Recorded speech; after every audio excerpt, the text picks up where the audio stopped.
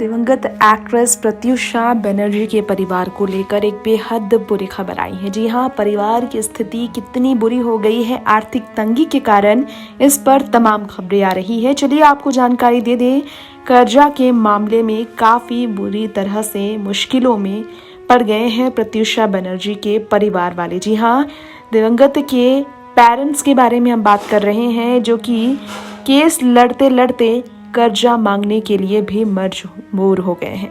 अब कर्ज के तले दब गई है उनकी जिंदगी पूरी तरह से। सालों इस मामले में केस लड़ते लड़ते एक आलीशान घर से एक कमरे वाले घर में ये शिफ्ट हो गए। परिवार इस मुश्किल घड़ी से जूझता ही रहा, लेकिन किसी ने इस बारे में पूछताछ नहीं की। साल 2016 में प्रत्युषा बनर्जी ने मुंबई के अपने अपार्टमेंट में अपनी जिंदगी की आखिरी सांसें गुजारी। आखिरी सांस जब प्रत्युषा बनर्जी ने ली तो उनके एलेक्ड बॉयफ्रेंड राहुल के खिलाफ कई तरह के सवाल खड़े हुए थे, उन पर इल्जाम लगे थे।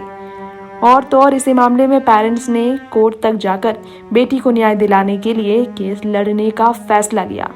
अब उनके तत्कालीन बॉयफ्रेंड राहुल राज सिंह ने भी खुलकर फिर बात की थी कि एक दिन सच सामने आएगा कि उन्होंने कुछ गलत नहीं किया था। उन्हें पूरा तरह से विश्वास था। प्रत्युषा बनर्जी के पिता शंकर बनर्जी की बात करें तो इंटरव्यू में उन्होंने कहा, पूरी तरह से कंगाल हो चुके हैं इस केस को लड़ते लड़ते। वो एक ही कमरे के घर में रहने के लिए वो मजबूर हो गए हैं। उस हादसे के बाद उन्हें ऐसा लगता है कि ऐसा तूफान उनकी जिंदगी में आए कि सब कुछ छीन गया है।